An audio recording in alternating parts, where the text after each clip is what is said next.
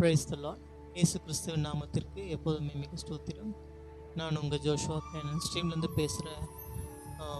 இது வந்து ராஜதூதன் Bible study. Last time வந்து நீங்கள் ஸ்தேவானன் மரணத்தில் பவுல் பார்த்துருப்பீங்க.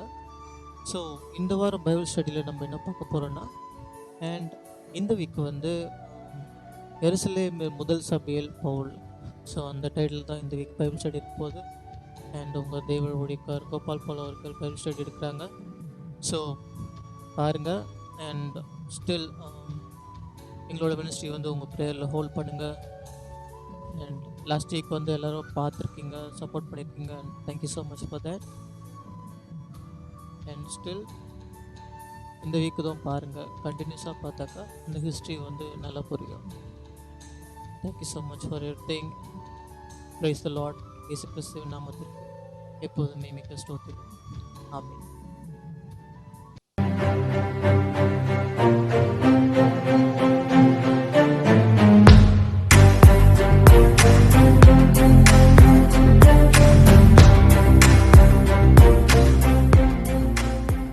அப்போஸ்தலர்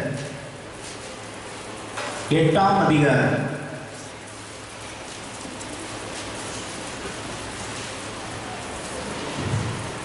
முதல் 4 வசனங்களை மாறி மாறி வாசிக்கலாம். அப்போஸ்தலர் 8ஆம் அதிகாரம் முதல் 4 வசனங்கள்.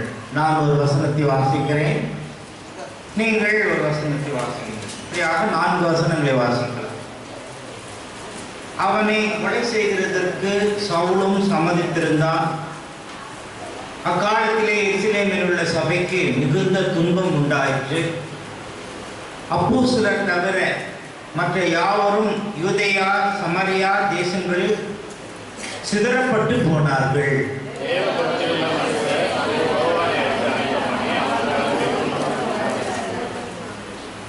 சவுல் வீடுகள் தோறும் நுழைந்து புருஷரையும் ஸ்திரீகளையும் இழுத்து கொண்டு போய் காவலில் போடுவித்து சபையை பாழாக்கி கொண்டிருந்தான்.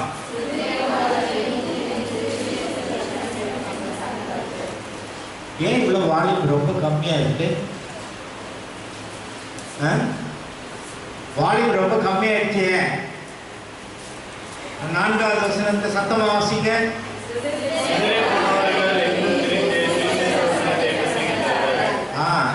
இங்க மைக்கு வால்யூம் கம்மியா போகும் போது வால்யூம் கம்மியா போயிடும் இல்ல? வால்யூம் கம்மியாக காலையில இருந்து ஊழியம் செய்துக்கிட்டு இருக்கிற என்னுடைய வால்யூம் கம்மியா இருக்கா? இல்லையே. கர்த்தருடைய வசனத்தை வாசிக்கும் பொழுது சத்தமாக தெளிவாக வாசித்தால்தான் அதனுடைய அர்த்தம் நமக்கு புரியும். சரி, இப்பொழுது 4 வசனங்களை வாசித்தோம். கடந்த வாரத்திலே நாம் பார்த்த வேத ஆராய்ச்சியினுடைய சுருக்கத்தை இன்றைக்கு பார்த்து இந்த வாரத்தினுடைய வேத ஆராய்ச்சிக்கு கடந்து போகிறோம். நீங்கள் நினைக்கலாம், ஏன் இவர் போன வாரத்தினுடைய சுருக்கத்தை இந்த வாரத்தில் சொல்றாரு அப்படின்னு. போன வாரம் யாராவது வரலன்னா இந்த சுருக்கத்தையாவது அவங்க தெரிஞ்சுக்கலாம் இல்லை? அதனால தான் சுருக்கத்தை நான் சொல்றேன். போன வாரம் வராதவங்க இந்த வாரம் வந்துக்கிறாங்க, எனக்கு நல்லா தெரியும். அவங்க தெரிஞ்சுக்கணும் இல்லை, அந்த சுருக்கத்தை அவங்க தெரிஞ்சுக்கணுன்றதுக்காக தான் நான் வேதாராய்ச்சி நடத்தும் போது இதை நான் ஃபாலோ பண்ணிட்டு வரேன். ஜோஷமால சகோதரர் சொன்னார், போன வாரம் என்ன நடந்தது, என்ன நடத்தினேன்னு கேட்டார். அதெல்லாம் முடியாது, நீங்க வரல, வராம இங்க கேட்குறீங்களா? நான் அடுத்த வாரம் வரேன், நீ சுருக்கம் சொல்லவே இல்லை, அப்ப நான் தெரிஞ்சுக்குவேன். அப்போ இந்த கடந்த வாரத்தினுடைய சுருக்கம் என்பதை யாருமே அப்படி சொல்றதில்லை. ஆனால் ஆவியானவர் எனக்கு இப்படிப்பட்டதான் ஒரு ஏவுதலை கொடுத்ததுன்னா அது தொடர்ச்சியாக நான் பின்பற்றுவது. கடந்த வாரத்தில் யூதர்கள் அப்போஸ்தலர்களை துன்புறுத்தினதை பார்த்தோம். இயேசு கிறிஸ்துவை குறித்து அவருடைய நாமத்தை குறித்து சொல்லவே கூடாது என்று சொல்லி அப்போஸ்தலர்களை யூதர்கள் அவர்களை கைது செய்து அவர்களை துன்புறுத்தினதாக கடந்த வாரத்தில் நாம் பார்த்தோம். அந்த நேரத்தில் கமாலியேல் ஒரு நல்ல ஆலோசனை சொல்லுகிறார். அது அவனா சொன்னானா இல்ல பரிசுத்த ஆவியானவர் அவன் மூலமா சொல்ல வச்சாரா என்பது நமக்கு புரியாது. கமாலியேல் என்ன சொன்னார்? இதற்கு முன்பே மனிதர்களால் ஏற்படுத்தப்பட்ட மார்க்கமானது அழிந்து போனது. இது மனிதனால் ஏற்படுத்தப்பட்டதானால் இதுவும் அழிந்து போகும். ஆனால் இது தேவனால் உண்டாயிருந்தால் இதை அழிக்க யாராலும் முடியாது. தேவனோடு போர் செய்கிறவர்களாக உங்களை நீங்கள் காத்துக் கொள்ளுங்கள். தேவனோடு நீங்கள் போர் செய்யாதீர்கள். தேவனோடு போர் செய்து யாரும் அவரை ஜெயிக்க முடியாது என்று சொல்லி கமாலியேல் ஒரு நல்ல ஆலோசனை சொல்கிறார். உடனே யூதர்கள் என்ன பயப்படுறாங்க? ஓஹோ, இது ஒருவேளை தேவனால் உண்டாயிருக்குமோ அல்லது மனுஷனால் உண்டாயிருக்குமோ? மனுஷனால் உண்டாயிருந்தால் அது அழிந்து போகும். இன்றைக்கு கூட உலகத்திலே ஒரு தனி மனிதனால் ஏற்படுத்தப்பட்ட மார்க்கம் எல்லாம் இன்றைக்கு பரவாமல் ஒரே நிலைமையில் இருக்கிறது. அது கொஞ்சம் கொஞ்சமாக மறைந்து கொண்டிருக்கிறது. அது மனிதனால் ஏற்படுத்தப்பட்ட மார்க்கங்கள். ஆகவே கமாலியேல் சில காரணங்களை சொல்லி சில உதாரணங்களை சொல்லி விளக்குகிறார். அது விளக்கின உடனே அவர்களுக்கு பயம் வருகிறது. அவர்களை பயமுறுத்தி அனுப்பிவிடுகிறார்கள். இனிமேல் இங்கும் நீங்க சொல்லக்கூடாது, மிரட்டி அனுப்பிவிடுகிறார். ஆனால் அது கட்ட வசனத்தில் என்ன சொல்லப்பட்டிருக்கிறது? அவர்கள் தினந்தோறும் வீடுகள் தோறும் பயமில்லை. ஏனென்றால் இது தேவனால் ஏற்படுத்தப்பட்ட ஒரு பெரிய பாக்கியமான காரியம். இது மனுஷனால் ஏற்படுத்தப்பட்டது அல்ல. சில இடங்களில் நாங்கள் சுவிசேஷ ஊழியத்திற்கு போகும்போது சொல்லுவோம், ஆண்டவராக இயேசு கிறிஸ்துவானவர் ஒரு மதத்தை உண்டாக நாட்டுக்கு வரவில்லை, இந்த தேசத்துக்கு வர உலகத்துக்கு வரவில்லை, அல்லது ஒரு மதத்துக்கு தலைவராக இருக்க இந்த உலகத்துக்கு அவர் வரவில்லை.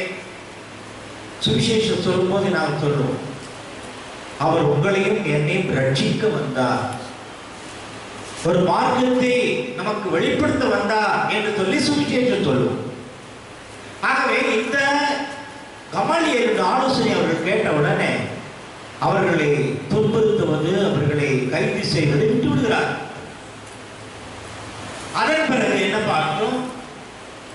சேவான் மேலே பொறாமை கொண்டு லிபர்த்தினர் என்று சொல்லக்கூடிய, சுயாதீனர் என்று அர்த்தம் கொள்ளக்கூடிய சில யூதர்கள் சேவான் இடத்திலே விவாதிக்கிறார்கள். அதில் சில குற்றங்களை கண்டுபிடித்து பொய் சாட்சிகளை வைத்து சேவானை கொண்டு போவது ஆலோசனை சங்கத்திலே நிறுத்துகிறார். இந்த லிபர்த்தினர் என்பது யார் என்று நான் உங்களுக்கு சொன்னேன். கிமு 63 ரோம சேனாதிபதியின் மூலமாக கைது செய்யப்பட்டு ரோமாபுரிக்கு அழைத்து செல்லப்பட்ட அடிமைகள். அப்போஸ்தலருடைய காலத்தில் அவர்கள் விடுதலையாகிறார்கள். அவர்கள் விடுதலையான உடனே எருசலேமில் வந்து ஒரு ஜெப ஆலயத்தை கட்டிக்கொண்டு நியாயப்பிரமாணத்திற்கு அவர்கள் முற்றிலுமாக வைராக்கியமாக இருந்து யார் அதற்கு விரோதமாக எழுப்புகிறாரோ அவர்களை எல்லாம் துன்புறுத்துவது அவர்களுடைய வேலை. அவர்கள் தான் லிபர்த்தினர் என்றால் விடுதலையாக்கப்பட்டவர்கள் அல்லது சுயாதீனர் என்றார்.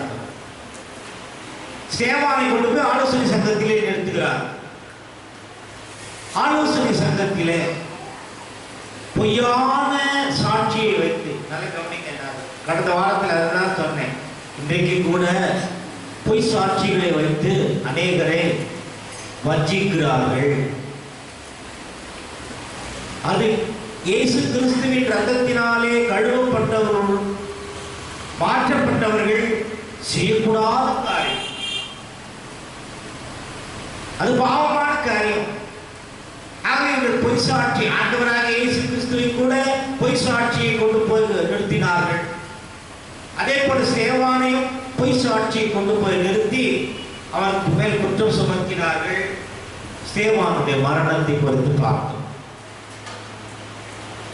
ஸ்தேவான் கண்களை திறந்து பார்க்கிறான், வானம் திறந்திருக்கிறது. ஆண்டவராக இயேசு கிறிஸ்துவானவர் நிற்கிறதை பார்க்கிறான் என்று போன வாரம் பார்த்தோம். அதாவது ஒரு பரிசுத்தவான் இயேசு கிறிஸ்துவினிடத்திலே போகும் பொழுது அவர் எழுந்து நின்று வரவேற்கிறார். நாம் வேதத்தில் என்ன பார்த்தோம்?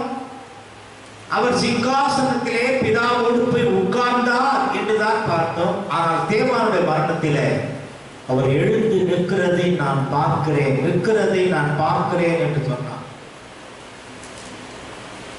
ஆண்டவராகிய இயேசு கிறிஸ்துவானவர் இவ்வளவு மகிமை உள்ளவர், மகிமையுள்ள தேவன், கனமுள்ளவர். அவர் ஒரு சாதாரண விசுவாசியுடைய மரணத்தை, அவருடைய வருகையை எழுந்து நின்று வரவேற்கிறார். இன்றைக்கு அநேகரை நான் பார்க்கிறேன், ஒரு ஊழியக்காரர் ஒரு மூப்பரோ வரும் பொழுது எப்படி சில பேர் எப்படி உட்கார்ந்து இருப்பாங்க தெரியுமா? மாதிரி உட்கார்ந்துருப்பாங்க. ஏன்? அந்த பயம், தெய்வ பயம் இல்லை. ஆண்டவரே எழுந்து நிற்கிறார். ஆனால் நிறைய பேர் எழுந்து நிற்கிறது கிடையாது, எழுந்து நிற்கிறது கிடையாது. இந்த காட்சியை ஒரு பரிசுத்தவான் விளக்குகிறார். மகிமை பொருந்திய தேவன் ஸ்தேவானுடைய வருகையை வரவேற்பதற்காக எழுந்து நிற்கிறாரே. இந்த பூமியிலே அவர் நிறைவேற்றின எல்லா தாழ்மையை விட அது எவ்வளவு சிறந்த தாழ்மை! பிதாவுடைய ராஜ்யத்திலே அவர் எழுந்து நிற்பது. இங்கேயும் தாழ்மையை நான் காட்டினேன், அங்கேயும் என் பிதாவுடைய வீட்டிலேயும் என் தகப்பனுடைய வீட்டிலேயும் தாழ்மையை காட்டுகிறேன். பிறகு நாம் என்ன பார்த்தோம்? அவனை கல்லெறிந்து கொள்ளும் பொழுது பவுல் எங்கே இருந்தான்? லூக்கா அதை அழகாக படமாக விவரித்து காட்டுகிறார். பொய் சாட்சி சொன்னார்களே, அந்த பொய் சாட்சி சொன்னவர்கள் தான் அவனை கல்லெறிகிறார். அவருடைய மேல் வஸ்திரத்தை இந்த பவுல் பாதுகாக்கிறார். இந்த வாசித்த வசனத்திலே 8:1 என்ன பார்க்கிறோம்? அவனை கொலை செய்கிறதற்கு சவுலும் சம்மதித்திருந்தான். அப்படின்னா சவுல் ஏன் சம்மதிக்கணும்? அந்த ஆலோசனை சங்கத்திலே ஒரு அங்கத்தினர், ஒரு மெம்பர். சவுல் சம்மதித்தான்னு அவனோட கேட்டிருப்பாங்க, என்னப்பா அவனை கொலை செய்யலாமா? செய்யுங்க. மெம்பர்ஷிப் இல்லாம யாரையும் பண்ண முடியாது. அதான் போன வாரம் சொன்னேன், இன்றைக்கு மெம்பர்ஷிப்பை வச்சுக்கிட்டு நீங்க நாட் ஆடுறாங்க தெரியுமா? அதெல்லாம் உங்களுக்கு புரியாது. ஆலோசனை சங்கத்திலே ஒரு அங்கத்தினராக இருந்ததினால் தான் இப்படி இவ்வளவு கொடூரமான காரியங்களை எல்லாம் செய்யலாம். இந்த முதல் வசனத்தில் என்ன வாசித்தோம்? அக்காலத்தில் எருசலேமில் உள்ள சபைக்கு மிகுந்த துன்பம் உண்டாயிற்று. அப்போஸ்தலர் தவிர மற்ற யாவரும் யூதேயா சமாரியா தேசங்களில் சிதறப்பட்டு போனார்கள். அப்போஸ்தலர் மட்டும் போலங்க. ஏன்? அவர்கள் தேவனால் அனுப்பப்பட்டவர்கள். அப்போஸ்தலன் என்றால் அனுப்பப்பட்டவன் என்றார்கள். மனிதனால் அனுப்பப்பட்டவர்கள் அல்ல, அவர்கள் தேவனால் அனுப்பப்பட்டவர்கள், தேவனால் தெரிந்து கொள்ளப்பட்டவர்கள். அவர்கள் மரணத்திற்கு பயந்தவர்கள் அல்ல. அப்போஸ்தலர்கள் இருக்காங்க பாருங்க, மரணத்துக்கு பயந்தவங்க கிடையாது. ஆனா மரணத்துக்கு பயந்தவங்க என்ன பண்ணாங்க? யூதேயா சமாரியா தேசங்களில் சிதறப்பட்டு போனார்கள், ஓடி போய் ஒளிந்து கொண்டார்கள், அல்லது இந்த துன்பத்திலிருந்து தங்களை மறைத்துக் கொள்வதற்காக வேறு தேசத்திற்கு ஓடி போனார்கள். அப்போஸ்தலர்கள் ஓடி போகவில்லை. கேட்கறீங்களா?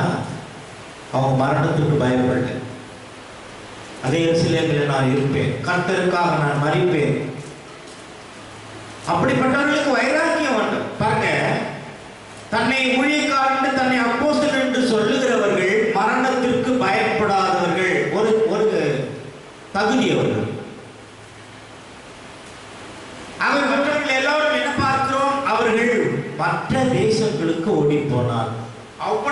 ஒவ்வொருத்தரும் அந்த நாட்களிலே எருசலேமிலே இருந்தது. பவுல் என்ன சொல்லுகிறார்? அப்போஸ்தலர் 26ஆம் அதிகாரம். நாம் மெசேஜுக்கு சொல்றது வேத ஆராய்ச்சிக்கு போகலாம். அப்போஸ்தலர் 26ஆம் அதிகாரம் 9, 10, 11 சகோதரர் வாசிக்கிறார். தயவு செய்து கவனியுங்கள். அப்போஸ்தலர் 26 9, 10, 11.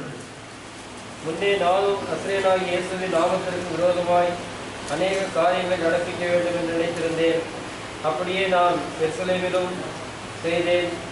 நான் பிரதான ஆசாரியரிடத்தில் அதிகாரம் பெற்று பரிசுத்தவான்களில் அநேகரை சிறைச்சாலைகளில் அடைத்தேன். அவர்கள் கொலை செய்யப்படுகையில் நானும் சம்மதித்திருந்தேன். சகல ஜப ஆலயங்களிலும் நான் அவர்களை அநேகந்தரம் தண்டித்து தேவ தூஷணம் சொல்ல கட்டாயப்படுத்தினேன். அவர்கள் பேரில் மூர்க்கவெறி கொண்டவனாய் அந்நிய பட்டணங்கள் வரைக்கும் அவர்களை துன்பப்படுத்தினேன். 3 வசனங்களை வாசி. பவுல் தன்னுடைய பழைய நிலைமையை சாட்சியாக இங்கே சொல்லுகிறார். முன்னே நானும் நசரேயனாகிய இயேசுவின் நாமத்திற்கு விரோதமாய் அநேக காரியங்களை நடப்பிக்க வேண்டும் என்று நினைத்திருந்தேன். அப்படியே நான் எருசலேமிலும் செய்தேன். நான் பிரதான ஆசாரியரிடத்தில் அதிகாரம் பெற்று பரிசுத்தவான்கள் அநேகரை சிறைச்சாலைகள் அடைத்தேன். அவர்களை கொலை செய்யப்படுவதில் நானும் சம்மதித்திருந்தேன். 11ஆவது வசனத்தில் கொஞ்சம் நல்ல கவனி. சகல ஜெப ஆலயங்களிலும் நான் அவர்களை அநேகரும் தண்டித்து தேவ தூஷணம் சொல்ல கட்டாயப்படுத்தினேன். என்னது? தேவ தூஷணம் சொல்ல கட்டாயப்படுத்தினேன். அப்படி என்றால் இயேசு கிறிஸ்துவை மறுதலிப்பதற்காக நான் கட்டாயப்படுத்தினேன். இயேசு ரட்சகர் அல்ல, இயேசு தேவன் அல்ல என்று சொல்லுவதற்கு நான் கட்டாயப்படுத்தினேன். பவுல் தன்னுடைய சாட்சியை சொல்லுகிறார். புதுமாவுடைய உங்களுக்கு யாருக்காவது ஞாபகம் இருக்கும் என்று நினைக்கிறேன். ரிச்சர்ட் உம்ரான் என்று சொல்லி யூத மதத்தை சேர்ந்த ஒரு நல்ல விசுவாசி, ஆண்டவராகிய இயேசு கிறிஸ்துவை சொந்த ரட்சகராக ஏற்றுக்கொண்டவர், கிறிஸ்துவுக்காக சாட்சியாக இருந்தவர். ரிச்சர்ட் உம்ரான் என்று அவருக்கு பெயர். அவர் ஒரு யூதர். அவரை இயேசு கிறிஸ்துவை மறுதலிக்க சொல்லி, இயேசு ரட்சகர் அல்ல, இயேசு கிறிஸ்துவானவர் தேவன் அல்ல என்று சொல்லி மறுதலிக்க வேண்டும். ரஷ்யாவிலே அவரை துன்புறுத்தினார்கள். என்ன? இயேசு கிறிஸ்துவை மறுதலிக்க சொல்லி ரஷ்ய சிறையிலே 26 வருஷம் இருந்தார். இயேசு கிறிஸ்துவை மறுதலிக்க வேண்டும். ரிச்சர்ட் உம்ரான், இயேசு கிறிஸ்துவை மறுதலிங்க. அவர் ரட்சகர் இல்லை என்று சொல்லுங்க, அவர் தேவன் இல்லை என்று சொல்லுங்க. எத்தனை வருஷம்? 26 வருஷம். அவர் சரீரமெல்லாம் காயம், அடி அடின்னு அடிச்சு அவர் சரீரத்திலெல்லாம் காயம் இருந்தது. அவர் விடுதலையாகினார். 26 வருஷம் கழித்து விடுதலையாக்கிட்டாங்க அவரை. அவர் விடுதலையான உடனே பல தேசங்களுக்கு சென்று இயேசு கிறிஸ்துவே மெய்யான ரட்சகர் என்று பிரசங்கிக்க ஆரம்பித்து விட்டார். அந்த அருமையான தாசன் சென்னைக்கு வந்தார். சென்னையிலே பெரியார் திடல், அந்த திடலிலே அவரை வைத்து ஒரு கூட்டம் நடந்தது. நான் அந்த கூட்டத்திற்கு போனேன். அந்த கூட்டத்திலே அவர் தன் சட்டையை கழட்டி அந்த சரீரத்தில் இருக்கிற காயங்கள் எல்லாம் காட்டினார். அந்த தேவ மனுஷனை நானும் பார்த்தேன். அவர் சொன்னார், 26 வருஷம் என்னை அழித்து இயேசு கிறிஸ்துவை மறுதலிக்க சொன்னார்கள். நான் என் தேவனை மறுதலிக்கவே இல்லை. பவுல் சொல்லுகிறான், அநேகரை நான் துன்புறுத்தினேன், அநேகரை தேவ தூஷணம் சொல்லும்படி செய்தேன். இன்றைக்கு கூட அப்படி இல்லையா? இருக்கே. இன்றைக்கு கூட தயவுசெய்து கவனிங்க. அநேகர் துன்புறுத்தப்படுகிறார்கள். பட்டியலிட்டு என்னால் சொல்ல முடியாததுனால அநேகர்னு சொல்லிட்டேன். இப்போ அது எல்லாத்தையும் நான் லிஸ்ட் எடுத்துன்னு வச்சேன்னு வச்சுங்களேன், 8 மணி ஆகிடும். இன்றைக்கு கூட அநேகர் துன்புறுத்தப்படுகிறார்கள். ஏன் துன்புறுத்தினான்? பவுல் ஏன் துன்புறுத்தினான்? அவன் நியாயப்பிரமாணத்தை பற்றி பேசுகிறான், இவர் ஆவியின் பிரமாணத்தை பற்றி பேசுகிறார். அவன் நியாயப்பிரமாணத்தினால் தான் விடுதலை என்று பேசுகிறான், இவரோ இயேசு கிறிஸ்துவின் மூலமாகத்தான் விடுதலை என்று சொல்லுகிறார். நியாயப்பிரமாணத்தின் மூலமாகத்தான் பாவம் மன்னிக்கப்படும் என்று அவன் சொல்லுகிறான். ஆனால் இயேசு கிறிஸ்துவினுடைய மார்க்கம் என்ன சொல்லுகிறது? நீ மனம் திரும்பி இயேசு கிறிஸ்து விசுவாசித்தால் தான் உனக்கு மன்னிப்பு என்று சொல்லியிருக்கிறது. ஆகவே இந்த காரியங்கள் தான் அவர்களுக்கு வேறுபாடாக இருந்ததினாலே, நியாயப்பிரமாணத்துக்கும் ஆவியின் பிரமாணத்துக்கும் வேறுபாடு இருந்ததினால், அதை அவர்கள் ஏற்றுக்கொள்ள முடியாததினால் தான் அப்படிப்பட்டவர்களை இந்த மார்க்கத்தாராகிய புருஷராகிய ஸ்திரீகளாகிய புது மார்க்கம் சொல்லிட்டு அவன் சொல்றான், இந்த மார்க்கத்தா. ஆகவே அந்த நாட்களிலே அதுதான் அதிகமாக பரவினது, பெருகினது. ஏன்? அது தேவனால் உண்டான மார்க்கம். பாருங்க, அப்போஸ்தலர் 23ஆம் அதிகாரத்துல 28, 29. அப்போஸ்தலர் 23ஆம் அதிகாரம் 29, 28, 29 ரெண்டு வசனங்களை வாசிங்க. அவர்கள் இவன் மேல் சாட்டின குற்றத்தை நான் அறிய வேண்டும் என்று இவனை அவர்கள் ஆலோசனை சங்கத்துக்கு முன் கொண்டு போனேன். இவன் அவருடைய வேதத்திற்கு அடுத்த விஷயங்களை குறித்து குற்றம் சாட்டப்பட்டவன் என்று விளங்கின போதே அல்லாமல் மரணத்துக்காவது விலங்குக்காவது ஏற்ற குற்றம் யாதொன்றும் இவரிடத்தில் இல்லை என்று கண்டறிந்தேன். பாத்தீங்களா? எதை வைத்து அவன் குற்றம் சாட்டுகிறார்கள்? இவன் அவர்களுடைய வேதத்துக்கு அடுத்த விஷயங்களை குறித்து குற்றம் சாட்டப்பட்டவன் என்று விளங்கினதே அல்லாமல் மரணத்துக்காவது விலங்குக்காவது ஏற்ற குற்றம் யாதொன்று இவரிடத்தில் இல்லை. இதுதான் விஷயம். இன்றைக்கு கூட அநேகர் இப்படித்தான் தங்களுடைய மதத்திற்கும் பேசப்படுகிற சுவிசேஷத்திற்கும் ஒத்திட்டு பார்க்கும்போது இது புதிதாக இருக்கிறது, இது நம்பக்கூடியதாக இல்லை, இதை ஏற்றுக்கொள்ளக்கூடாது, இதை எதிர்க்க வேண்டும் என்று ஜான் இன்றைக்கு எதிர்த்துக் கொண்டிருக்கிறார். அதாவது அப்போஸ்தலர் 18ஆம் அதிகாரத்தில் அப்போஸ்தலர் 18ஆம் அதிகாரம் 14, 15, 18, 14, 15. பவுல் பேசுவதற்கு எத்தனப்படுகையில் கல்லியோர் யூதரை நோக்கி, யூதர்களே, இது ஒரு அநியாயமாய் அல்லது பொல்லாத நடக்கையாய் இருக்குமே, ஆனால் நான் உங்களுக்கு பொறுமையாய் செய்து கொடுப்பது நியாயமாயிருக்கும். இது சொற்களுக்கும் நாமங்களுக்கும் உங்கள் வேதத்துக்கும் அடுத்த தர்க்கமானபடியினாலே இப்படிப்பட்டவைகளை குறித்து விசாரணை செய்ய எனக்கு மனதில்லை, நீங்களே பார்த்துக் கொள்ளுங்கள் என்று சொல்லி. பார்த்தீங்களா? ஒரு ரோம அதிகாரி சொல்லுகிறார், இது என்ன இருக்கு, என்ன தப்பு செய்துட்டாங்க? இது சொற்களுக்கும் நாமங்களுக்கும் உங்கள் வேதத்திற்கும் அடுத்த தக்கதானபடியினாலே இப்படிப்பட்டவைகள் குறித்து விசாரணை செய்ய எனக்கு மனதில்லை. என்ன பேசுறீங்க? அவன் என்ன பேசுகிறான்? மரணத்துக்கு ஏதுவான காரியத்தை பேசுறானா? இல்லையே. உங்கள் வேதத்திற்கு, நியாய பிரமாணத்திற்கும் ஆவியின் பிரமாணத்திற்கும் இடையில ஏற்படுகிற போர் தான் இந்த போராட்டம், இந்த தண்டனை. அவளை கைது செய்து கொண்டு போய் சிறையில் அடைப்பது. ஒரு அதிகாரி சொல்லுகிறான், ரோம அதிகாரி சொல்றான், என்னையா பாவம் செய்தாங்க? ஒண்ணு இல்லையே. உங்களுடைய வேலை என்ன சொல்லுது, இவங்களுடைய வேலை என்ன? இது தானே உங்களுடைய பிரச்சனை. நீங்க ஒண்ணு சொல்றீங்க, அவன் ஒண்ணு சொல்றான். நியாய பிரமாணத்தினால் விடுதலைன்னு சொல்றேன், அவன் ஆவியின் பிரமாணத்தினால் விடுதலைன்னு சொல்றான். இயேசு கிறிஸ்து மூலமா விடுதலைன்னு சொல்றான். இயேசு கிறிஸ்துவை நீங்கள் தேவன் என்று சொல்லல, அவன் தேவன் என்று சொல்றான். இதுதான் அந்த நாட்களில் இருந்தது. ஒண்ணு இல்லைங்க. மார்ட்டின் லூத்தர் ஆர்சியிலே ஒரு ரெவரண்ட், ஆர்சியில் ரோமன் கத்தோலிக்க மதத்திலே ஒரு ரெவரண்ட்.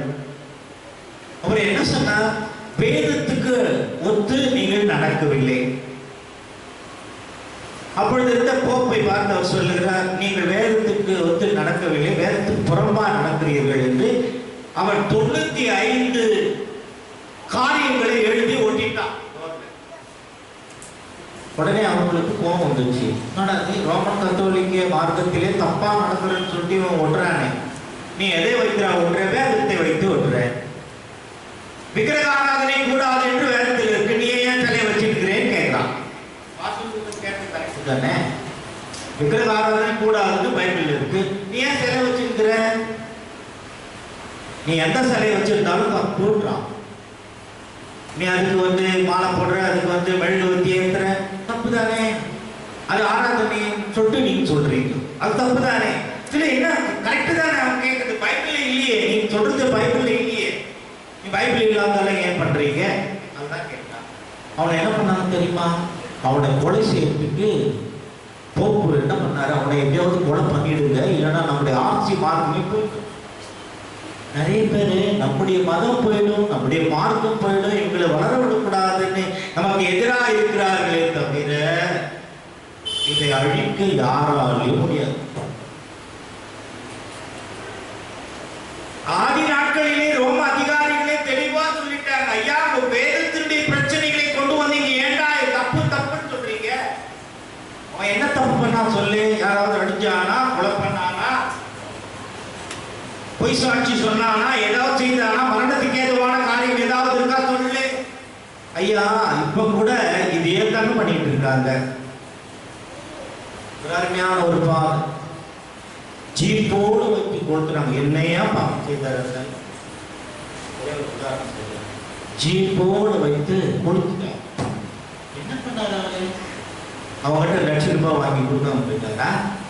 இல்ல அவன் சொத்தை அதை நான் திருட்டுத்தனமா எழுதிட்டாரா? ஒண்ணுமே பண்ணல.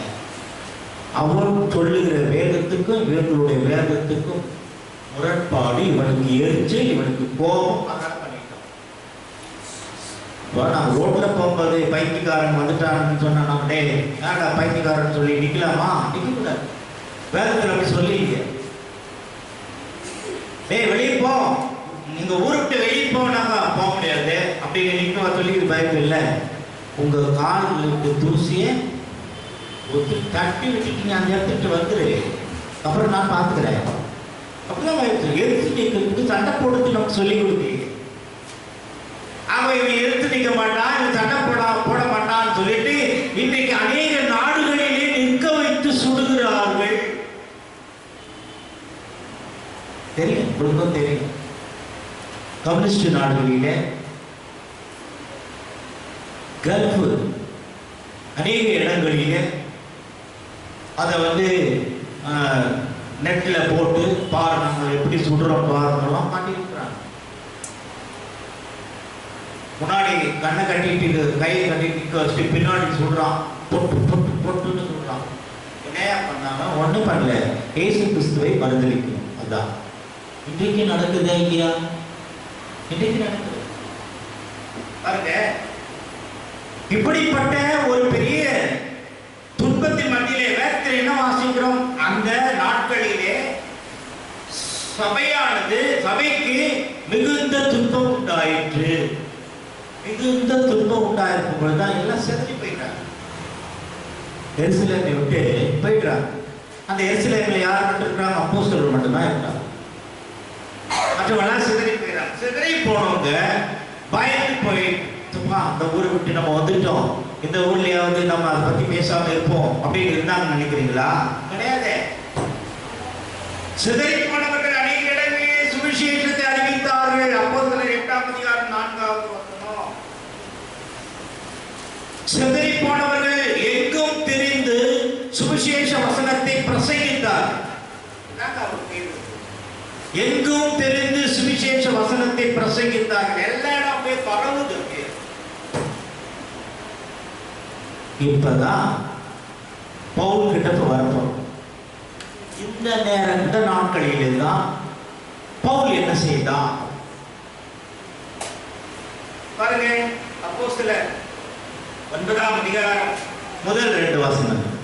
அப்போஸ்தலர் 9 முதல் 2 வசனங்கள். சவுல் என்பவன் இன்னும் கர்த்தருடைய சீஷரை பயன்படுத்தி கொலை செய்யும்படி சீறி பிரதான ஆசாரியரிடத்திற்கு போய், இந்த மார்க்கத்தாராகிய புருஷரையாகிலும் ஸ்திரீகளையாகிலும் தான் கண்டுபிடித்தால் அவர்களை கட்டி எருசலேமுக்கு கொண்டு வரும்படி தமஸ்குவில் உள்ள ஜெப ஆலயங்களுக்கு நிருபங்களை கேட்டு வாங்கினான். ஆமாங்க, தமஸ்குவில் உள்ள ஜப ஆலயங்களுக்கு இவர் பர்மிஷன் வாங்கிட்டு போறாரு எருசலேம். ஏன்னா அவர் ஒரு மெம்பர் இல்லையா, அதனால அந்த சங்கத்துல இருந்து பர்மிஷன் வாங்கிட்டு போறார். இந்த தமஸ்கு என்கிற சீரியா தேசத்தினுடைய தலைநகரம், இது மிகவும் புகழ் வாய்ந்தது, இது மிகவும் சிறப்பு உள்ளது. அது என்னென்ன சிறப்பு? முதலாவதாக எருசலேமுக்கும் தமஸ்குவுக்கும் 150 மைல், 150 மைல் எருசலேமுக்கும் தமஸ்கு. ஏனென்றால் எருசலேம் தமஸ்கு வேறொரு தேசத்தில் இருக்கு, அது சீரியா தேசத்தில் இருக்கு, அது சீரியா தேசத்தினுடைய தலைநகரம். அது இங்கிருந்து அங்க போறதுக்கு 150 மைல். 150 மைல் நம்ம எப்படி போயிருப்பான் சொல்லுங்க? குதிரையில, அவனை சுற்றிலும் அவர்களோடு கூட போர் செய்வதர்கள். இவர் பர்மிஷன் வாங்கிட்டு போறோம், தனியா போக மாட்டான், கூட போர் செய்வர்கள் குதிரையில எல்லாம் போறாங்க. ஏன்னா குதிரையில போனாதான் 150 மைல் போக முடியும். 150 மைல் போறதுக்கு குதிரையில போறான். பாருங்க, அந்த தமஸ்குடைய சிறப்பு பற்றி தயவு செய்து கவனிங்க. ஆதியாகமம் 15ஆம் அதிகாரம் 2வது வசனத்துல ஆபிரகாமுடைய வேலைக்காரன் எலியாசருடைய சொந்த ஊர் அந்த தமஸ்கு. ஏன் இதை நான் சொல்றேன்னா, தமஸ்குவுக்கும் வேதத்தில் அநேக இடங்கள் ஒதுக்கப்பட்டிருக்கிறது, முக்கியத்துவம் கொடுக்கப்பட்டிருக்கிறது. அது எது என்றால், ஆபிரகாமுடைய வேலைக்காரன் எலியாசருடைய சொந்த ஊர் தமஸ்கு. ஆதியாகமம் 15:2 அதற்கு ஆபிரகாம், கர்த்தராகிய ஆண்டவரே, அடியேனுக்கு என்ன தருவீர்? நான் பிள்ளைக்கும் எழுதினேன். தமஸ்கு ஊரானாகிய எலியேசர் என் வீட்டு விசாரணை கர்த்தனாய் இருக்கிறானே என்றான். தமஸ்கு ஊரை சேர்ந்தவன் இந்த எலியேசர். இவனை கொண்டு அநேக காரியங்களை ஆபிரகாம் நிறைவேற்றி இருக்கிறார். இந்த எலியாசரை கொடுத்து வேதத்திலே ஒப்பிட்டும் சொல்லப்பட்டிருக்கிறது. இரண்டாவதாக, தாவீது தமஸ்குவில் உள்ள 22,000 பேரை கொலை செய்தார். 2 சாமுவேல் 8ஆம் அதிகாரம், 2 சாமுவேல் 8:5-6. சோபாவின் ராஜாவாகிய ஆதாதேசருக்கு உதவி செய்ய தமஸ்கு பட்டணத்தாராகிய சீரியர் வந்தார்கள். தாவீது சீரியரில் 27,000 பேரை வெட்டி போட்டு தமஸ்கு அடுத்த சீரியாவிலே கவனங்களை வைத்தார். சீரிய தாவீதை சேவித்து அவனுக்கு கப்பம் கட்டினார்கள். தாவீது போன இடத்திலெல்லாம் கர்த்தர் அவனை காப்பாற்றினார். சீரியா தேசத்திலே இருக்கிற இந்த தமஸ்கு அவன் செய்த ஒரு அற்புதமான காரியத்திற்காக இந்த ராஜாவுக்கு அவன் கப்பம் கட்டான். இதே 2 ராஜாக்கள் 5ஆம் அதிகாரம் 1வது வசனம் எல்லாருக்கும் நல்லா தெரியும். 2 ராஜாக்கள் 5:1 டக்குன்னு சொல்லுங்க பார்க்கலாம். என்னது 2 ராஜாக்கள் 5:1 தெரியாதா? எடுத்து சொல்லுங்க. என்னையே பார்த்தது எடுத்து சொல்லுங்க. யார் அவன்? சீரியா ராஜாவின் படைத்தலைவனாகிய நாகமான் என்பவர் தன் ஆண்டவரிடத்தில் பெரிய மனுஷனும் எண்ணிக்கை உள்ளவருமாயிருந்தான். அவனை கொண்டு கர்த்தர் சீரியாவுக்கு ரட்சிப்புக்கு கட்டளையிட்டார். மகா பராக்கிரமசாலியாகி அவனோ கிருஷ்ணனோகியாயிருந்தான். பாத்தீங்களா? இந்த சீரிய ராஜாவின் படைத்தலைவனாகிய நாகமான், இவனும் அதே தேசத்தை சேர்ந்தவர். இவனை குறித்து நமக்கு எல்லோருக்கும் நன்றாக தெரியும். அடுத்ததாக 2 ராஜாக்கள் 5ஆம் அதிகாரம் 18வது வசனம். ஒரு காரியத்தை கர்த்தர் உமது அடியனுக்கு மன்னிப்பாராக. என் ஆண்டவர் பணிந்து கொள்ள ரிம்மோன் கோவிலுக்குள் பிரவேசிக்கும் போது நான் அவருக்கு கைலாக கொடுத்து ரிம்மோன் கோவிலில் பணிய வேண்டியதாகும். இப்படி ரிம்மோன் கோவிலில் நான் பணிய வேண்டிய இந்த காரியத்தை கர்த்தர் உமது அடியனுக்கு மன்னிப்பாராக. அங்கே மிகவும் பிரசித்தி பெற்ற ஒரு கோவில், தமஸ்குவில் இருக்கிற அந்த கோவில் ரிம்மோன் கோவில் என்பது அந்த கோவிலுடைய பெயர். நாகமான் ரட்சிக்கப்பட்ட பிறகு இந்த ஒரு காரியத்தை மட்டும் கேட்கிறான். ராஜா அந்த ரிம்மோன் கோவிலிலே பணிந்து கொள்ள போது நான் அங்கே அவனோடு கூட போக வேண்டும். இந்த ரிம்மோன் கோவில் இருக்கிறது தமஸ்குவில். இந்த கோவில் மிகவும் பிரசித்தி பெற்றது. இந்த ரிம்மோன் கோயில் கவனிங்க, ஆர்சி கிறிஸ்தவருடைய கத்தீட்ரல் ஆனது. விக்கிரக ஆராதனை செய்த ரிம்மோன் கோவில். பிறகு ரோமன் கத்தோலிக்கம் அங்கே அதிகமாக வளர வளர அது ஆர்சி கத்தீட்ரல் ஆனது. இன்னைக்கு கூட கத்தீட்ரல்னு எங்க இருக்கு, உங்களுக்கு தெரியுமா? ஜெமினி பாலத்துக்கு கீழே அது ஆர்சி கத்தீட்ரல். இது போல விக்கிரகம் வணங்கி வந்த ஒரு ரிம்மோன் கோவில் கிறிஸ்தவர்களுடைய கத்தீட்ரல். அதன் பிறகு அது என்ன ஆகுது தெரியுங்களா? அது அரேபியர்கள் வசம் வந்த பிறகு அந்த கத்தீட்ரல் என்ன பண்ணுறது தெரியுங்களா? மசூதியா. முதல்ல என்னவா இருந்தது? விக்கிரக ஆராதனை செய்கிற கோயில். இரண்டாவது கிறிஸ்தவருடைய கத்தீட்ரல். மூன்றாவது மசூதி.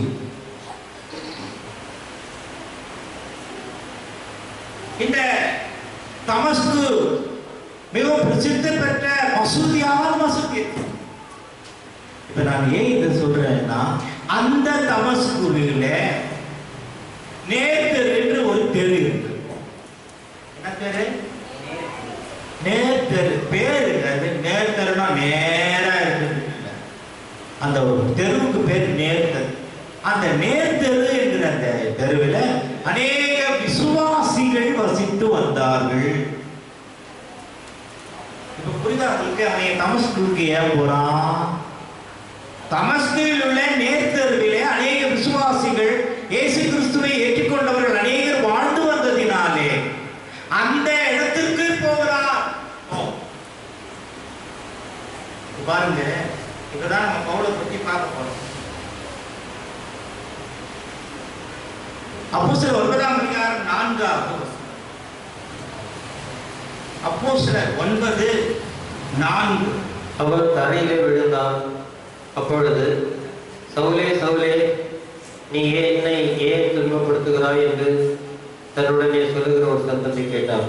ஆமாங்க, என்னை ஏன் துன்பப்படுத்துகிறார்? தயவுசெய்து கவனிங்க, அவன் யாரை துன்பப்படுத்தினான்? இயேசு கிறிஸ்துவை சொந்த ரட்சகராக ஏற்றுக்கொண்டவர்களை துன்பப்படுத்தினான். அப்போ இயேசு கிறிஸ்துவானவர் என்ன சொல்றார்? என்னை ஏன் துன்பப்படுத்துகிறார் அப்படின்னா என்ன அர்த்தம்? என் பிள்ளைகளை யார் துன்பப்படுத்துகிறானோ அவன் என்னை துன்பப்படுத்துகிறான். அப்படிதானே அர்த்தம்? அப்படிதானே அர்த்தம்? இன்னைக்கு உங்களை யாராவது துன்பப்படுத்தினா அவங்க யாரை துன்பப்படுத்துறாங்கன்னு அர்த்தம்? யார் துன்பப்படுத்துறாங்க? ஆண்டவராகிய இதை விசுவாசிக்கிறீங்களா? இன்னைக்கு நிறைய பேர் அப்படித்தான் துன்பப்படுத்திக்கிறாங்க. கவலைப்படாதீங்க, அவங்க உங்களை துன்பப்படுத்தல. யார் துன்பப்படுத்துறாங்க? இயேசு கிறிஸ்துவை. அவர் அவனிடத்துல கேட்கிறார். நல்ல கவனிங்க, துன்பப்படுத்துறது. மத்தேயு சுவிசேஷம் 25ஆம் அதிகாரம் 40ஆவது வசனம். மத்தேயு 25:40. தயவு செய்து வாசிங்க. அதற்கு ராஜா பிரதித்திரமாக, மிகவும் சிறியவராகிய என் சகோதரரான இவர்களில் ஒருவனுக்கு நீங்கள் எதை செய்தீர்களோ அதை எனக்கே செய்தீர்கள் என்று மெய்யாகவே உங்களுக்கு சொல்லுகிறேன். நீங்கள் சிறியவராகிய சகோதரனான இவர்களில் ஒருவனுக்கு நீங்கள் எதை செய்தீர்களோ அதை எனக்கே செய்யுங்கள். என்ன செய்தாலும் சரி, உதவி செய்தாலும் சரி. யாருக்கு செய்யற மாதிரி அர்த்தம்? இயேசு கிறிஸ்துவுக்கு செய்யற மாதிரி. உபத்திரவப்படுத்தினாலும் சரி, யாருக்கு செய்யற மாதிரி அர்த்தம்? இயேசு கிறிஸ்துவுக்கு செய்யற மாதிரி. பாருங்க, மார்க் எழுதின சுவிசேஷம் 9ஆம் அதிகாரம் 42வது வசனம். மார்க் 9:42. என்னிடத்தில் விசுவாசமாய் இருக்கிற இந்த சிறியரில் ஒருவனுக்கு இடரல் உண்டாக்குறவன் எவனோ அவனுடைய கழுத்தில் எந்திரக்கல்லை கட்டி சமுத்திரத்தில் அவனை தள்ளி போடுகிறது அவனுக்கு நலமா இருக்கும். என்னங்க புரியுதா? என்ன சொல்லியிருக்கு இந்த வசனத்துல? என்னிடத்தில் விசுவாசமாய் இருக்கிற இந்த சிறியரில் ஒருவனுக்கு இடரல் உண்டாக்குறவன் எவனோ? கொஞ்சம் யோசித்து பாருங்க. நாம ஒருத்தருக்கு ஒரு விசுவாசிக்கு இடரல் உண்டாக்கினால் நம்ம கழுத்துல என்ன கட்டுவாரு ஆண்டவர்? என்ன கட்டுவாரு? கிராமத்துல நல்ல நீச்சல் தெரிஞ்சோட கிணத்துல ஒரு மூக்கத்தி விழுந்துட்டா கூட போய் எடுத்துட்டு விடுவார். அந்த அளவுக்கு நீச்சல் தெரிஞ்சவர். அவர் என்ன பண்ணாரு தெரியுங்களா? அவருக்கு பயங்கரமான சோதனை, பிரச்சனை. அதனால அவர் என்ன பண்ணாரு, நம்ம கிணத்துல விழுந்துட்டா மேல வரக்கூடாது அப்படின்ட்டு, ஏன்னா நல்ல நீச்சல் தெரிஞ்சவர் இல்லையா, வந்துருவோம் இப்படி இருந்தாலும் நம்ம வந்துருவோம்னு நினைச்சிட்டு என்ன பண்ணாரு, ஒரு எந்திர கல்லில் அந்த கல்லை இடுப்புல கட்டிட்டு குதிச்சுட்டாரு. வரவே இல்லையா, எந்த இடத்துல இருக்கிறான்னு கண்டுபிடிக்க முடியலையே. அப்படின்னா என்ன அர்த்தம்? அப்படிப்பட்ட ஒரு மனுஷனே கல்லை கட்டி எங்க போடணும்? எங்க போடணும்? எங்க போடணும்னுக்கு சமுத்திரத்துல போடுறது நலமாய். அப்படின்னா பரிசுத்தவானுக்கு இடரெல்லாம் இருக்காது அப்படின்றார். ஆனா நாம இப்ப இருக்கிறவங்க என்ன தெரியும், நான் அதுதான் ஏன் செய்வேன், எதை செய்வேன், நான் இடரெல்லா தான் இருப்பேன், நான் பிரச்சனையா தான் இருப்பேன், நான் அப்படித்தான் நான் செய்வேன். நிறைய பேர் என்ன பண்றாங்க, இது சாதாரணமா எடுத்துக்கிறாங்க. இது சாதாரணமா எடுக்கக்கூடாதுங்க. நம்ம சபையில் இருந்தாலும் சரி, எங்கே இருந்தாலும் சரி, மற்றவர்களுக்கு இடர்களை உண்டாக்க கூடாது. ஒரு கல் இருந்தா கூட பாதையில ஒரு குருடன் போனான்னா ஓடி போய் அந்த கல்லை எடுத்து போடணும். பார்க்கலாம், தட்டி விழுறானா பார்க்கலான்னு பார்த்துக்க முடியுமா? பார்த்துக்கிட்டா அவன் மாதிரி கொடூரமானும் யாருமே. இடரல் என்பது அநேக வழிகளில் இருக்கு. இன்றைக்கு அநேகர் அப்படிதான் இடரல் இடரல் இடரல் சூடுண்ட பையதாய் போய் இடரலை உண்டாக்கி கொண்டிருக்கிறார்கள். அவங்க கருத்துல எந்த கல்லை கட்டுறாரா இல்ல வேற எந்த கல்லை கட்டுறாரு? ஆண்டவர் சொல்றார், நல்ல கவனிங்க, இந்த வசனம் எல்லாம் ஆண்டவர் சொல்றார். அப்படியானா தயவு செஞ்சு கவனிங்க. அப்ப பவுலுடைய கழுத்துல என்ன கட்டி இருக்கணும்? என்ன கட்டி இருக்கணும்? என்ன கட்டி இருக்கணும்? கழுத்துல கல்ல கட்டிக்கணுமா இல்லையா? அதனால ஆண்டவர் என்ன பண்றாரு, சரி இவன் கழுத்துல கல்ல கட்டக்கூடாது, நல்ல கவனிங்க. சீறி பாய்ந்தவன், தயவுசெய்து நோட் பண்ணிக்கங்க, சீறி பாய்ந்தவனுடைய சிறகை பிடித்தா உடைப்பதற்கு அல்ல, அவனை உருவாக்குவது. அடிக்க எழுந்தவனை அணைத்தார், அவன் தன் ஊழியத்தை நிறைவேற்றுவதற்காக. பொல்லாக்கு செய்தவனை எடுத்தார், தன்னை பற்றி அவன் போதிப்பதற்காக. கரடுமுரடான கல்லாக இருந்தவனை ஒரு அழகான சிற்பமாக செதுக்குகிறார். அந்த சிற்பி தான் இயேசு கிறிஸ்து. ஒரு வேத ஆராய்ச்சியாளர் இதை எழுதுகிறார். பவுலை எப்படி மாற்றினார், அவன் எப்படிப்பட்டவனாக இருந்தான்? கரடுமுரடான கல் இருக்கிறதே, அந்த கல்லில் இருந்து தான் ஒரு உருவத்தை, ஒரு அழகான உருவத்தை சிற்பி செதுக்க முடியும். கல்லில் நாம் எல்லாரும் கல் போன்றவர்கள். ஆண்டவராக இயேசு கிறிஸ்துவானவர் நம்மை ஒரு அழகான ஒரு சிற்பமாக செதுக்கி இருக்கிறார். எதற்கு? அவரை வணங்குவதற்கு. அம்மாவா இல்லையா? பவுலை குறித்து எழுதும்போது இவ்வளவு அழகாக எழுதுகிறார். ஒருத்தர் எழுதுறாரு, ஒருவன் தன் பேனாவை எடுத்து தன் சரீரத்தில் கீறி அதில் ரத்தத்தினாலே இயேசு ஒழிக என்று எழுதினான்.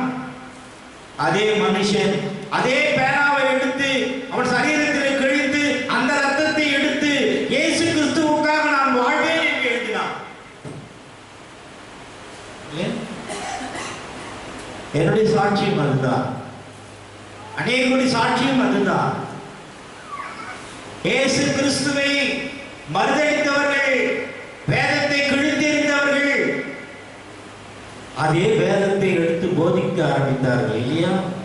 பிரபாக் சிங் அவர்கள் அப்படித்தானே பண்ணாங்க. அவருக்கு ஒரு அழகான வேதாகம் கொடுக்கப்பட்டது, நல்ல லெதர் பைண்டிங் பைபிள். அவர் என்ன பண்ணாரு, இந்த லெதர் ரொம்ப அழகா இருக்கு, அருமையா இருக்குன்னு சொல்லிட்டு பைபிளை கிழிச்சு போட்டு அந்த லெதரை மட்டும் வச்சுக்கிட்டார். கவலை பைபிளையே கிழிச்சு போட்டவருக்கு ஆண்டவர் என்ன பண்ணார் பார்த்தீங்களா? அதே பைபிள் சாவரவர்கள் நீ எடுக்கணும்டா.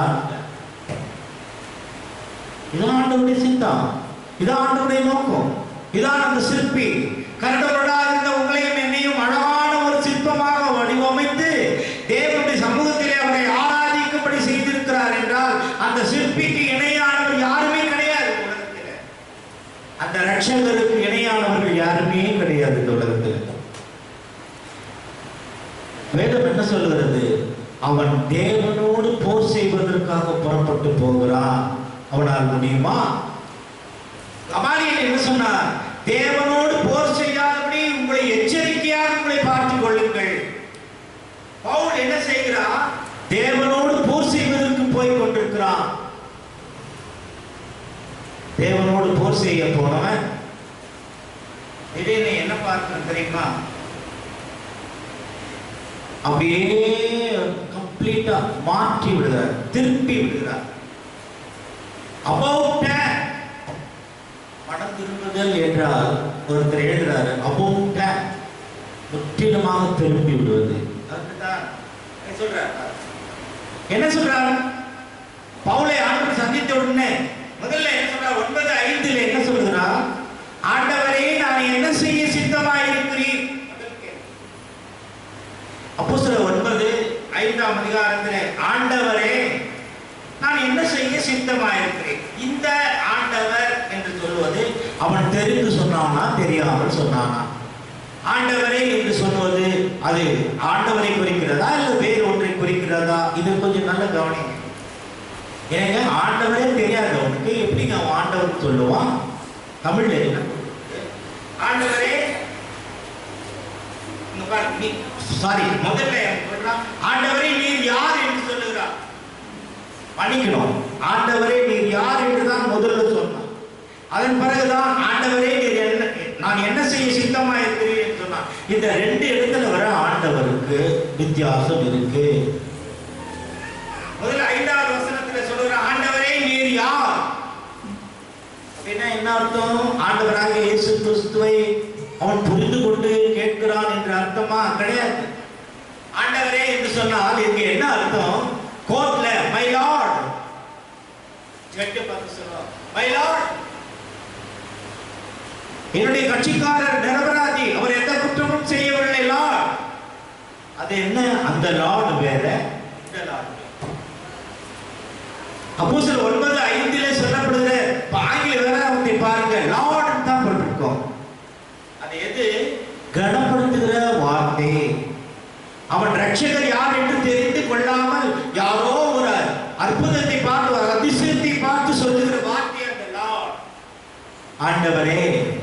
ஆனால் அதே வார்த்தை அப்போஸ்தலர் 9:6 சொல்லும் பொழுது அங்கே என்ன சொல்லுகிறார்? ஆண்டவரே நான் என்ன செய்ய சித்தமாயிருக்கிறேன். இல்லை, ஆண்டவரே நான் என்ன செய்ய சித்தமாயிருக்கிறேன். இது எதை குறிக்கிறது? ரட்சிப்பின் அனுபவத்தோடு என் ஆண்டவரே சொல்லுகிறார், மை லார்ட் என்று சொல்லுகிறார். என் தேவனே என் ஆண்டவரே என்று எப்பொழுது சொல்ல முடியும்? ரட்சிப்பின் அனுபவத்திலே சொல்ல முடியும். ஆனால் 5ஆம் அதிகாரத்தில் அவன் சொல்லுகிறான் மை லார்ட் என்று சொல்வது ஒரு கனப்படுத்துகிற வார்த்தை. கோர்ட்ல ஜட்ஜிக்கு சொல்ற மாதிரி. கிராமங்களில் பார்த்தீங்கன்னா ஆண்டவன் வீட்டில் வேலை செய்கிறாங்க, ஆண்டவன் வீட்டில் வேலை செய்கிறாங்க. ஆண்டவன் யாருன்னு கேட்டால் சொல்லுவாங்க, இங்கே என்னது ஜமீன்தாரு, இங்கே இவரு ஆண்டன்னு சொல்லுவாங்க. நிறைய பேர் கிராமத்தில் அப்படி தான் சொல்லுவாங்க. அவங்க வீட்டில் போயிட்டு இப்போ கூலிக்கு வேலை செய்வாங்க. அதுக்கு ஆண்டவர் வீட்டில் வேலை செய்கிறேன். அவன் ஒன்றும் ஆண்டவர் கிடையாது வேலை செய்கிறது, அவனும் ஒரு மனுஷன் தான். அவனுக்கு ஒரு கணத்தை கொடுக்கறது, பேர் கொடுக்குறது. அது போலதான் இந்த 2 வசனத்திற்கும் வித்தியாசம் இருக்கிறது. ஒருத்தர் பார்த்து கேட்ட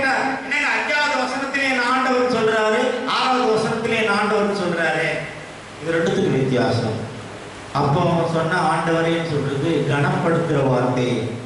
6வது வசனத்தில் சொல்லுகிற வார்த்தை ரட்சிப்பின் அனுபவத்தோடு சொல்லுகிற வார்த்தை. பாருங்க, அப்போஸ்தலர் 2ஆம் அதிகாரம் 36, 37, 38. அப்போஸ்தலர் 2ஆம் அதிகாரம் 36. ஆகையால் நீங்கள் சிலுவையில் அறைந்த இந்த இயேசுவையே தேவன் ஆண்டவரும் கிறிஸ்துவுமாக்கினார் என்று இஸ்ரவேல் குடும்பத்தார் யாவரும் நிச்சயமாய் அறியப்படவர்கள் என்றார். இதை அவர்கள் கேட்டபொழுது இருதயத்திலே குத்தப்பட்டவர்களாகி பேதுருவையும் மற்ற அப்போஸ்தலரையும் பார்த்து, சகோதரரே, நாங்கள் என்ன செய்ய வேண்டும் என்றார்கள். பேதுரு அவர்களை நோக்கி, நீங்கள் மனம் திரும்பி ஒவ்வொருவரும் பாவ மன்னிப்புக்கென்று இயேசு கிறிஸ்துவின் நாமத்தினாலே ஞானஸ்தானம் பெற்றுக் கொள்ளுங்கள், அப்பொழுது பரிசுத்தாவின் வரத்தை பெறுவீர்கள். என்ன அருமையான எக்ஸாம்பிள். இங்கே 36 சொல்றாரு, நீங்கள் சிலுவையில் அறைந்த இந்த இயேசுவை தேவன் ஆண்டவரும் கிறிஸ்துவும் ஆக்கினார். இரண்டாவது அப்போஸ்தலர் 9:6 சொல்றது இந்த ஆண்டவர். அது யாரை குறிக்கிறதுனா கிறிஸ்துவை குறிக்கிறது. அது ரட்சகரை குறிக்கிறது. ரட்சிப்பை பெற்றுக்கொண்ட பிறகு என் ஆண்டவனே என்று சொல்லுவதை குறிக்கிறது. அதெல்லாம் அவங்க சொல்லிக்கிட்டே வராங்க. அப்பதான் அவங்க என்ன சொல்றாங்க, ஆண்டவமாரே நாங்கள். இதை அவர்கள் கேட்டபோது இருதயத்திலே குட்டப்பட்டுள்ளார். பேதுருவை மற்ற அப்போஸ்தலரை பார்த்து, சகோதரரே, இங்க ஆண்டவமாரேன்னு சொல்லு, சகோதரரே நாங்கள் என்ன செய்ய வேண்டும்? பவுல் கேட்டான் பாருங்க, அதே கேள்விதான் அங்க கேட்கிறாங்க. அவன் எடுத்த உடனே கேட்கிறான், நான் என்ன செய்ய வேண்டும்? நீ இங்கே உட்காரு, மொத்தத்தையும் நான் உனக்கு சொல்றேன். சொல்லவே இல்லை, நான் சொல்ற இடத்துக்கு நீ போ, அங்க சொல்லப்படும். ஆண்டவர் எந்த நேரத்தில் எப்படி பேச வேண்டுமோ அந்த நேரத்தில் அப்படித்தான் பேசுவார். ஏன் அவனுக்கு அங்கேயே சொல்லல? சொல்ல மாட்டார். அங்க ஒரு ஊழியக்காரனை வைத்திருக்கிறார், அவன் மூலமாக மற்ற காரியங்களை சொல்லும்படி செய்கிறார். உங்கள் சபையிலே இருக்கிற ஊழியக்காரர்களை கனப்படுத்துங்கள், அவங்க தேவனுடைய ரகசியங்களை உங்களுக்கு சொல்வார்கள். சபை வளரும், ஆவிக்குரிய சபையாக வளரும். ஆவிக்குரிய ரகசியங்களை நீங்களும் கற்றுக்கொள்வீர்கள். பாருங்க, அப்பதான் என்ன சொல்றார், நீ அந்த பட்டணத்துக்கு போ. 9:6 அப்போஸ்தலர் 9:6 என்ன சொல்றாரு? அவன் நடுநடுங்கி திகைத்து, ஆண்டவரே, நான் என்ன செய்ய சித்தமாக இருக்கிறேன் என்றால், அதற்கத்த நீ எழுந்து பட்டணத்துக்குள்ளே போ, நீங்க அங்கே செய்ய வேண்டியது அங்கே உனக்கு சொல்லப்படும். பவுல் போறான், எழுந்து போறான், தமஸ்குக்கு போறான். 9:10 16 வரையிலே நீங்க வாசித்து பாருங்க. இப்ப வாசிக்க வேண்டாம். அப்போஸ்தலர் 9ஆம் அதிகாரம் 10-16 வரையிலே நீங்க வாசித்து பார்த்தீங்கன்னா, அனனியா என்ன சொல்லுகிறான்? ஆண்டவரே, அந்த மனுஷன் இந்த மார்க்கத்தாராகி இவர்களுக்கு அவன் துன்பப்படுத்துகிறவன் தானே, அதற்குத்தான் வந்திருக்கிறான் ஆண்டவரே. ஆண்டவர் சொல்றாரு, 15வது வசனத்தை மட்டும் வாசிங்க பிரதர். அதற்கு கர்த்தர், நீ போ, அவன் பிரஜாதிகளுக்கும் ராஜாக்களுக்கும் இஸ்ரவேல் புத்திரருக்கும் என்னுடைய நாமத்தை அறிவிக்கிறதற்காக நான் தெரிந்து கொண்ட பாத்திரமாய் இருக்கிறார். பாத்தீங்களா? தேவன் தெரிந்து கொண்ட பாத்திரம். இவர் அனனியாவுக்கு சொல்றார், அப்படி பேசாத, நீ போ, அவன் நான் தெரிந்து கொண்ட பாத்திரம். அப்படி ஆண்டவர் சொன்ன உடனே அனனியா பட்டு போறான். அதெல்லாம் முடியாது, அவன் மோசமானவன், அவங்கிட்ட போய் என்ன போ சொல்ற? என்ன ஆண்டவரே நீங்க கேட்டானா? கேள்வி கேட்டானா? இல்ல, நீ போனா போ, அங்கெல்லாம் போக முடியாது. நிறைய பேர் என்ன பண்ணுவாங்க, சுவிசேஷ ஊழியத்தை அறிவிப்பு வாங்கினா, ஐயோ அந்த இடத்துலலாம் ரொம்ப பிரச்சனைங்க. ஆனா அந்த இடத்துல தான் போய் சுவிசேஷத்தை அறிவிக்கணும். அங்கதான் நிறைய பேர் ஆண்டவர் ரட்சிப்புக்காக வைத்திருப்பார். அவை சொன்ன உடனே அனனியா புறப்பட்டு போறான். நமக்கு எல்லோருக்கும் நன்றாக தெரியும். புறப்பட்டு போன உடனே அவன் பவுலோடு பேசுகிறது எல்லாம் நமக்கு தெரியும். பவுலுடைய மாற்றம் பாருங்க. அப்போஸ்தலர் 9ஆம் அதிகாரம் 20-21-22. தாமதமின்றி கிறிஸ்து தேவனுடைய குமாரன் என்று ஆலயங்களிலே பிரசங்கித்தான். கேட்டவர்கள் எல்லாரும் ஆச்சரியப்பட்டு, எருசலேமில் இந்த நாமத்தை தொழுது கொள்ளுகிறவர்களை நாசமாக்கி இங்கேயும் அப்படிப்பட்டவர்களை கட்டி பிரதான ஆசாரியர்களிடத்திற்கு கொண்டு போகும்படி வந்தவன் இவன் அல்லவா என்றார்கள். சவுல் அதிகமாக திடன் கொண்டு இவரே கிறிஸ்து என்று திருஷ்டாந்தப்படுத்தி தமஸ்குவில் குடியிருக்கிற யூதர்களை கலங்கப்படினான். பாத்தீங்களா? நல்ல கவனிங்க. முதல்ல யார் அவர் கலங்க பண்ணிட்டாரு? கலங்க பண்ணிட்டு இருந்தாரு. யார கலங்க பண்ணிட்டாரு? முதல்ல பவுல் யாரை கலங்க பண்ணி கொண்டிருந்தார்?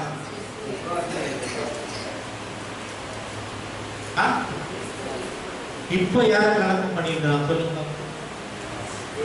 அவன் ரட்சிக்கப்பட்ட பிறகு பைபிள்ல என்ன போட்டிருக்கிறது? யூதர்களே கலங்க பண்ணினா. மாறினான். எப்படி சேஞ்ச் ஆகுது பாருங்க. ஆண்டவர் நினைத்தால் எல்லாவற்றையும் மாற்ற முடியும். யார் இருந்தாலும் சரி மாற்ற முடியும். எவ்வளவு பக்தி வைராக்கியம் உள்ளவன், நியாய பிரமாணத்தின்படி குற்றம் சாட்டப்படாதவன், இவனை என்ன செய்கிறார்? இந்த மார்க்கத்தாரை கலங்க பண்ணினவன், புதிய மார்க்கத்தாரை கலங்க பண்ணினவன் இப்பொழுது என்ன பேசுகிறான்? யூதர்களை கலங்க பண்ணுகிறான். தாமதம் என்று கிறிஸ்து தேவனுடைய குமாரன் என்று ஆலயங்களிலே பிரசங்கிக்கிறான். இதுதான் தேவனுடைய மாற்றம். நம்ம கூட சில நேரத்தில் சொல்லி இவங்க எப்படி மாறி போயிட்டாங்களே. யார் மாத்துறது? அவங்க மாறி போயிட்டாங்களா? இல்லை, ஆண்டவராக இயேசு கிறிஸ்துவானவர் மாற்றுகிறார். இவங்க இவ்வளவு விக்கிரகாராதனைக்காரங்க, இவ்வளவு ஏமாத்துறவங்க, இவ்வளவு பொய் சொல்றவங்க, இவங்க அப்படிப்பட்டவங்க இப்படிப்பட்டவங்க, எப்படி இவங்க இப்படி மாறிட்டாங்க? மாற்றினது யார்? இயேசு கிறிஸ்து. ஆகவே என்ன சொல்லப்பட்டிருக்கிறது? இங்கே யூதர்களை கலங்க பண்ணிவிடாங்க. தீமோத்தேயுல ஒரு அழகான வசனத்தை சொல்றாங்க பவுல். 1 தீமோத்தேயு புத்தகம் முதல் அதிகாரம் 13வது வசனத்துல ஒரு அருமையான சாட்சியின் வசனம். 1 தீமோத்தேயு முதல் அதிகாரம் 13வது வசனம். முன்னே நான் தூசிக்கிறவனும் துன்பப்படுத்துகிறவனும் கொடுமை செய்கிறவனுமாய் இருந்தேன். அப்படி இருந்தும் நான் அறியாமல் அவிசுவாசத்தாலே செய்தபடினால் இரக்கம் பெற்றேன். ஏன்னா அழகான வசனம் பார்த்தீங்களா? முன்னே நான் தூஷிக்கிறவனும் துன்பப்படுத்துகிறவனும் கொடுமை செய்கிறவனுமாய் இருந்தேன். அப்படி இருந்தும் நான் அறியாமல் அவிசுவாசத்தினாலே அப்படி செய்ததின்படியே நான் இரக்கம் பெற்றேன். அவன் நியாயப்பிரமாணத்தினுடைய வைராகியத்தில் இருக்கும் பொழுது எல்லாத்தையும் பண்ணா. அவன் சொல்றான், நான் அறியாமல் செய்தேன், அவிசுவாசத்தினாலே செய்தேன். நான் அறியாமல் செய்கிறதும் அவிசுவாசத்தினாலே செய்கிறதும் கர்த்தருக்கு நன்றாக தெரிந்ததினால்தான் அவரிடத்திலே நான் இரக்கம் பெற்றேன். பிரியமானவர்களே, நாம் கூட சில நேரங்களிலே அறியாமல் செய்கிற காரியங்கள், அவிசுவாசத்தினாலே செய்கிற காரியங்கள் கர்த்தருக்கு தெரியும். அவர் நம்மை கைவிட மாட்டார், நம்மை மன்னிப்பார், நம்மை சந்திப்பார், நம்மை புதிய மனுஷனாக மாற்றுவார். இந்த அருமையான சாட்சியை சொல்லி முடிக்கிறார். சரிங்க, தமஸ்கு சபைக்கு போயிட்டார். அப்போஸ்தலர் 9ஆம் அதிகாரம் 25வது வசனம். 9:25. சீசர்கள் ராத்திரியிலே அவனை கூட்டிக் கொண்டு போய் ஒரு கூடையிலே வைத்து மதில் வழியாய் இறக்கி விட்டார்கள். பாத்தீங்களா என்ன இது? அவர் எப்படி போனார்? எப்படிங்க போனார்? அவரு பவுல் எப்படி தமஸ்குக்கு போனார்? எல்லாருக்கும் தெரியும். சுத்தி 4-5 பேரு குதிரையில் வராங்க. இவர் மத்தியில குதிரையில போறாரு. சும்மா அப்படியே பர்மிஷன் லெட்டர் வாங்கிட்டு போறாரு. தமஸ்குல உள்ள எல்லா சபைகளையும் அப்படியே நாசம் பண்ணிட போறேன்னு போறாரு. இத பவுல் அவருடைய புஸ்தகத்தில் எழுதுறாரு. 2 கொரிந்தியர் 11ஆம் அதிகாரம் அவர் புஸ்தகத்தில் எழுதுறாரு. 2 கொரிந்தியர் 11ஆம் அதிகாரம் 32, 33 தயவு செய்து வாசிக்க கேட்போம். தமஸ்கு பட்டணத்துக்கு அரேத்தா ராஜாவினுடைய சேனை தலைவன் என்னை பிடிக்க வேண்டும் என்று தமஸ்கருடைய பட்டணத்தை காவல் வைத்து காத்தான். அப்பொழுது நான் கூடையிலே வைக்கப்பட்டு ஜன்னலில் இருந்து மதில் வழியாய் இறக்கிவிடப்பட்டு அவருடைய கைக்கு தப்பினேன். பார்த்தீங்களா? நல்ல கவனிங்க. இவர் உள்ள வந்த உடனே, இவர் பிரசங்கம் பண்ண ஆரம்பிச்ச உடனே திடீர்னு யூதர்கள் என்ன பண்ணாங்க தெரியுமா? அந்த தமஸ்குவினுடைய வாசலிலே ஆட்களை வைத்து விட்டார்கள் அவனை கொலை செய்வது. அவன் திருப்பி இந்த பக்கம் தான் வருவான். இங்க ஆளை போடுங்க, இங்க ஆளை போட்டு அவன் திருப்பி வரும்பொழுது அவனை கொலை செய்ய வேண்டும். யூதர்கள் தீர்மானம் செய்கிறார்கள், அவனை கொலை செய்ய வேண்டும். என்ன நடக்கிறது? எவ்வளவு தைரியமா வந்தவரே.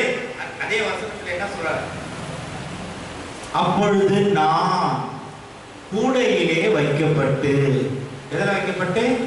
கூடையிலே வைக்கப்பட்டு ஜன்னலில் இருந்து மதில் வழியால் இறக்கி விடப்பட்டு அவனுடைய கைக்கு தப்பினேன். குதிரையில வந்த பவுல் தமஸ்கு பட்டணத்துல அவனை கொலை பண்றதுக்கு ஆளை போட்டாங்க கேட்ல. அப்ப அவன் என்ன பண்றாரு? அங்கிருந்த சகோதரர்கள் விசுவாசிகள் என்ன பண்றாங்க? அவனை இப்ப அந்த பக்கம் போனேன்னா அவனை கொண்டுடுவாங்க, நீ உயிரோடு இருக்கணும். அதனால என்ன பண்ற? நான் உங்களை ஜன்னல் வழியாக ஒரு கூடைய, ஒரு ஆள் உட்கார மாதிரி ஒரு கூடைய ரெடி பண்ணிட்டு கயிறு கட்டி பவுல் அந்த கூடையில இருக்கிறாங்க. எங்க? அந்த தமஸ்குவினுடைய மதில், அந்த பட்டணத்தினுடைய மதில், அந்த சுவரில் இருக்கிறாங்க. கீழே அப்படியே மெதுவா போய் கீழே லேண்ட் ஆன உடனே அவர் இறங்கிறாரு, கூடிய மறுபடியும் அமைச்சுடுறாரு. கூடையில அந்த மாதிரி இந்த ஊர்ல பார்த்தீங்கன்னா மண்ணு கிணறு தோன்றவங்க தான் அந்த மாதிரி கூடை மண்ணில் அனுப்புவாங்க. இப்போ கூட பார்த்தீங்கன்னா அந்த பெரிய பெரிய மாடி 11 மாடி 12 மாடி கட்டுறவன் சிமெண்ட் கலவையை எப்படி அனுப்புவான். கட்சியில பவுல் என்ன வாங்கிட்டார் பார்த்தியா? ஒரு மண்ணா, ஒரு கலவையா மாறி கட்சியில என்ன பண்றாங்க? அவனை கீழே இருக்கிறாங்க. என்ன வைராகியம், என்ன வீரம்! பவுல் அவங்களெல்லாம் நான் இழுத்து வந்து அவர்களை துன்புறுத்துவேன், அவர்களை இம்சை பண்ணுவேன். கடைசியில என்ன பண்ணாரு? அவர் கூடையில் போக வேண்டியதாகி போச்சு. யோசித்து பார்த்தீங்களா? கூடையில் இறங்கி விட்டார்கள். கூடையில் இறங்கி விட்ட உடனே தமஸ்குவினுடைய பிரதான சாலையை அடைக்கிறான். எந்த சாலையிலே குதிரை மீது வேகமாக வந்தானோ அந்த சாலையை கண்டுபிடித்தான். அந்த சாலையிலே பவுல் நடந்து போகிறான். ஒரு வீரனாக, ஒரு அதிகார கடிதத்தை பெற்றவனாக, ஆலோசனை சங்கத்தினுடைய உறுப்பினராக வந்தவன் இப்ப சாதாரண ஜனங்களை போல அந்த தமஸ்குவின் வழியிலே போகிறார்கள். வியாபாரிகள் போகிறார்கள், சாதாரண ஜனங்கள் போகிறார்கள். அவர்களோடு கூட இவனும் சேர்ந்துக்கிட்டு நடந்து போய்கிட்டே எங்க போறான், என்ன செய்யறான் என்பதை அடுத்த வாரத்திலே தொடர்ந்து பார்ப்போம். கர்த்தர் தாமே இந்த வசனங்களை நாம் வாசிப்போம்.